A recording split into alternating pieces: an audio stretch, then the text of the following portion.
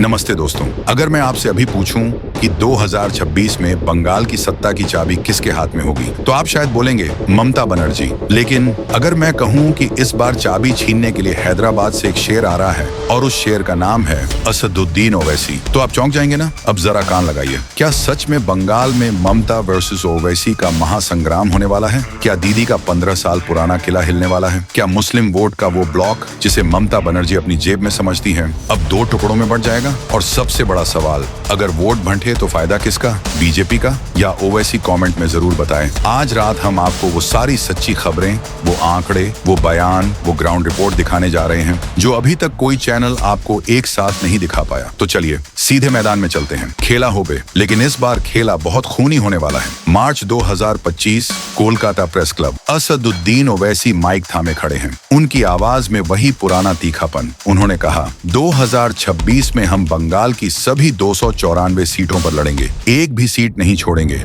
ममता बनर्जी कहती हैं, खेला होबे, अच्छा तो अब असली खेला हम दिखाएंगे। हॉल में सन्नाटा, कैमरे की लाइटें झपझपा रही थीं और बाहर टीएमसी के कार्यकर्ता नारे लगा रहे थे, Owaisi go back, Owaisi go back. लेकिन सवाल ये है, ओवैसी वापस क्यों जाएंगे? उन्होंने तो ठान लिया है कि बंगाल के मुसलमान अब सिर्फ वोट बैंक नहीं रहेंगे, वो अपना हक खुद लेंगे। 2011 का सेंसस, बंगाल में मुस्लिम आबादी 27.01%, 2024 तक अनुमानित करीब 30 से 31%, यानी लगभग 3 करोड़ मुस्लिम वोटर। इनमें से 100 से 130 सीटें ऐसी हैं जहां मुस्लिम वोटर 30% से ज्यादा हैं और 45 से 50 सीटें ऐसी हैं जहां मुस्लिम वोटर 50% से ऊपर हैं। यानी जो इन सीटों पर मुस्लिम वोट हिला दे वो बंगाल की सत्ता हिला देगा। 2011 में ममता बनर्जी ने इन्हीं सीटों पर 70 से 80% मुस्लिम वोट लेकर लेफ्ट का 34 साल पुराना किला ढा दिया था। 2021 में भी यही वोट बैंक था जिसने बीजेपी को 77 पर रोक दिया। तो अब ओवैसी कह रहे हैं, दीदी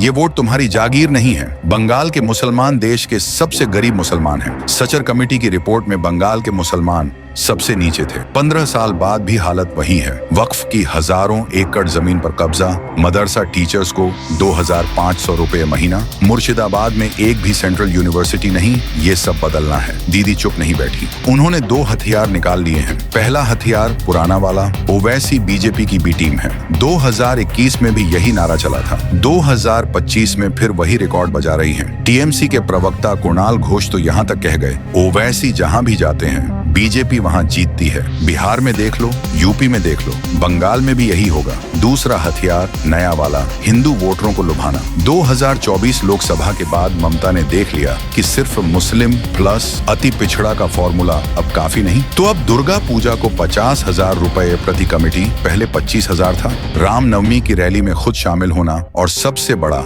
वक्फ संशोधन बिल का विरोध करते हुए भी चुपके से हिंदुत्व कार्ड खेलना, क्योंकि उसे लग रहा है खेला दोनों तरफ हो रहा है। सुवेंदु अधिकारी तो खुलेआम कह रहे हैं 2026 में ममता बनर्जी भवानीपुर से 25,000 वोटों से हारेंगी। क्यों? क्योंकि एसआईआर स्पेशल इंटेंसिव रिवीजन के बाद लाखों फर्जी वोटर लिस्ट से बाहर हो जाएंगे। एसआईआर क्या है? चुनाव आयोग ने 2025 में बंगाल में स्पेशल रिवीजन शुरू किया है। 2015 से 2024 के बीच बंगाल में वोटर लिस्ट में 67 लाख नए नाम जुड़े। बीजेपी का आरोप, इनमें से बहुत सारे बांग्लादेशी घुसपैठिए हैं। टीएमसी कह रही है ये सब एनआरसी का डर दिखाकर मुस्लिम वोटरों को डराने की साजिश है। लेकिन सच्चाई ये है कि मालदा, उत्तर दिनाजपुर, मुर्शिदाबाद, दक्षिण 24 परगना, इन बॉर्डर जिलों में वोटर ग्रोथ रेट देश में सबसे ज्यादा है और यही वो जिले हैं जहां ओवैसी की नजर सबसे ज्यादा है। उनकी स्पीच जो सुनता है वही कायल हो जाता है। एआईएमईएम का कैडर बिहार में 5 सीटें जीती, महाराष्ट्र में 2,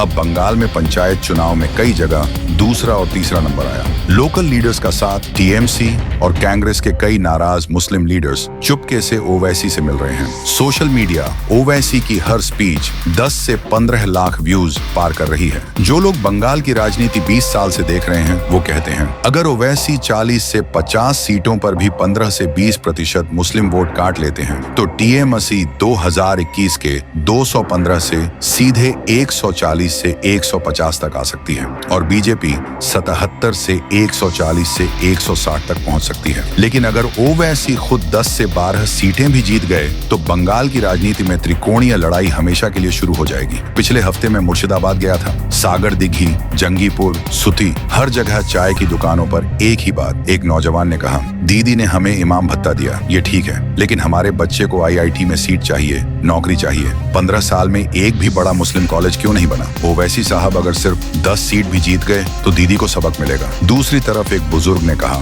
हमारे यहाँ बीजेपी को वोट देना मतलब घर जलाना। अगर ओवैसी आए तो वोट बटेगा, फिर बीजेपी जीतेगी। हम फिर भी दीदी के साथ हैं। यही दुविधा है, यही बंगाल का असली ड्रामा है। 3 संभावनाएं हैं। 1, ममता बनर्जी फिर से मुस्लिम वोटरों को डराकर एकजुट कर लें, ओवैसी मत वोट दो, बीजेपी आ जाएगी, फिर दीदी हैट्रिक मारेंगी। 2, ओवैसी 8 से 15 सीटें जीतें और 40 से 50 सीटों पर TMC को हरवा दें, बीजेपी की सरकार। 3, त्रिशंकु विधानसभा फिर खेला और बड़ा हो जाएगा। 2026 अप्रैल मई में जब EVM खुलेगा तब पता चलेगा कि बंगाल ने किसे चुना, दीदी को, ओवैसी को या नया शेर बीजेपी को। लेकिन इतना पक्का है, इस बार का खेला सिर्फ खेला नहीं, ये बंगाल की तकदीर का फैसला होगा। आप बताइए दोस्तों, कौन जीतेगा? कमेंट में लिखिए, दीदी, ओवैसी या बीजेपी। और अगर आप बंगाल से हैं तो अपने इलाके का मूड जरूर बताइए। अगली बार फिर मिलेंगे किसी नई आग के साथ। तब तक अपना और अपनों का ख्याल रखिए। जय हिंद।